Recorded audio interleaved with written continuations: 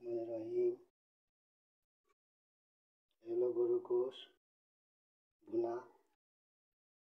আজকে শুক্রবার, একটু আগে আমরা কিছুক্ষণ পরে খাওয়া দাওয়া খাবো। হলো ডাল, হলো আমাদের রান্নাঘর।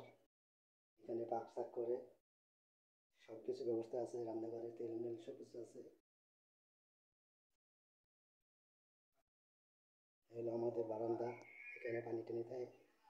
হলো আমাদের খাওয়ার ঘর, এখানে আমরা সবাই মিলে খাই।